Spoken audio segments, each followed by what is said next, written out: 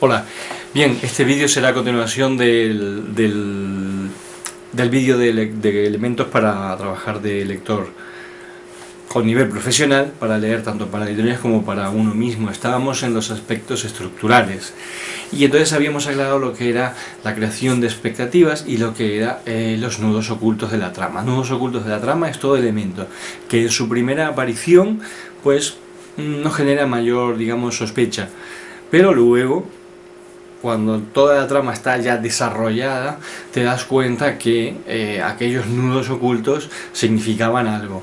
Hay un nudo oculto muy claro en una novela de Jorge Ibargüengoitia que se llama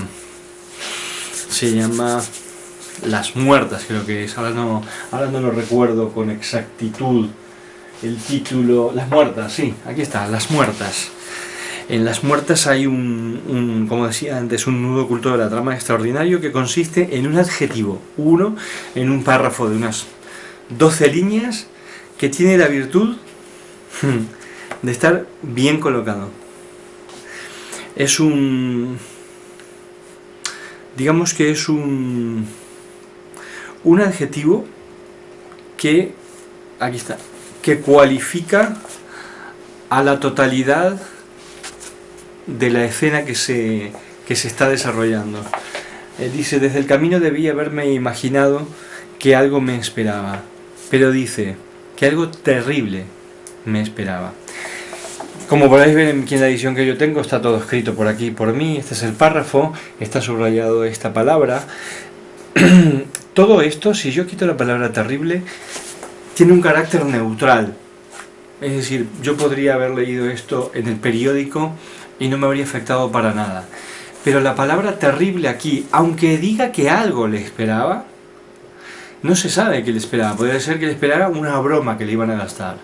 Podría ser que le esperara una persona nueva que iba a aparecer en escena. Podría ser que le esperara, si uno quita esa palabra, cualquier cosa. Y no genera ninguna excesiva ansiedad.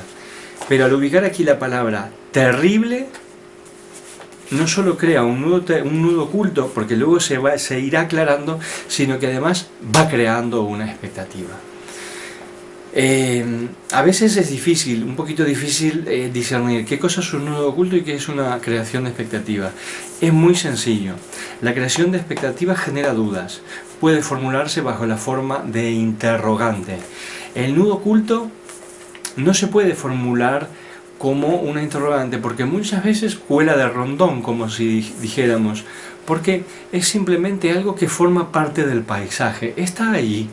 Incluso puede parecer habitual, porque imaginemos que Jorge Ibargüengoitia, tal y como hace, va avanzando y va avanzando y va avanzando y va agregando otras palabras de la misma familia: terrible, horrible, temerario, me podía impresionar en cierta manera, tenía un pálpito negativo, no sé, cosas que me pueden ocurrir en vista de que yo conozco la novela, ¿no? Entonces, si a lo largo de toda la novela estas palabras están ahí inficcionando a la trama, bueno, generan en sí mismas un nudo oculto grande, porque uno dice, vale, esto es el clima general. Y luego cuando sucede algo, digamos, tremendo o terrible, entonces uno dice, por eso pasaba todo esto. En las novelas que tienen algún componente de descubrir un secreto, como las policiales, pues puede haber un elemento que pasa delante de las narices, uno lo observa, se queda con la copla, pero lo deja ahí.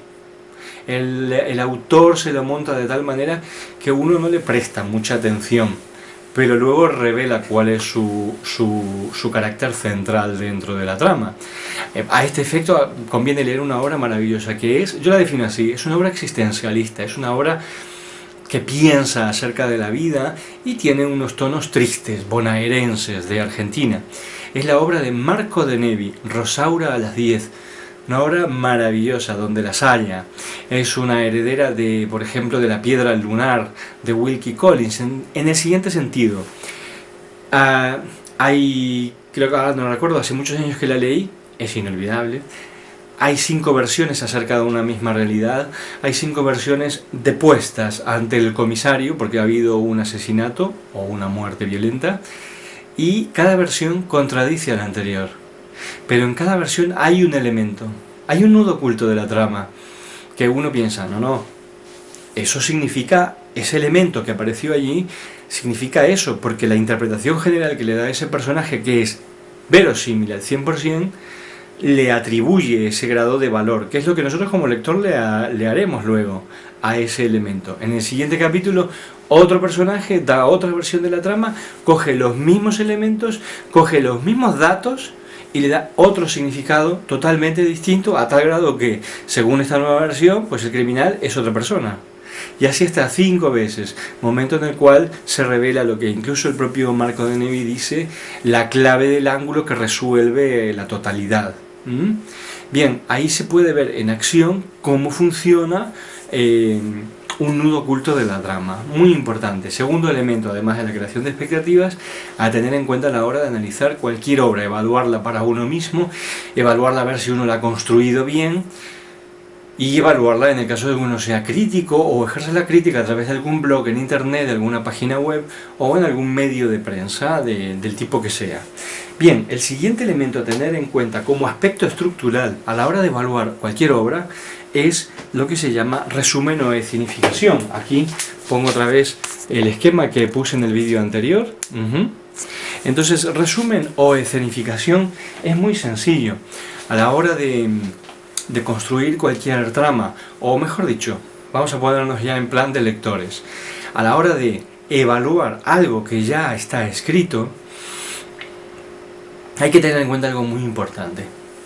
En una obra no se puede escenificar todo, si no sería una reproducción exacta de unos hechos absolutamente imaginarios que se supone que estuvieran presentes en la vida de alguien o de algunas personas o de algunos elementos que funcionen vitalmente.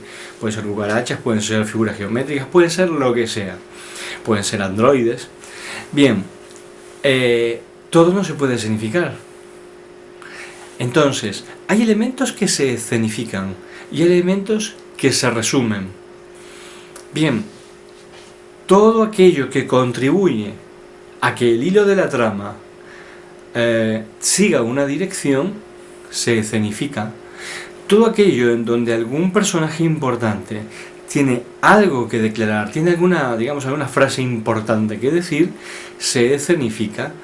Todas las unidades dramáticas que contribuyen al desarrollo de la acción general de la trama se escenifican.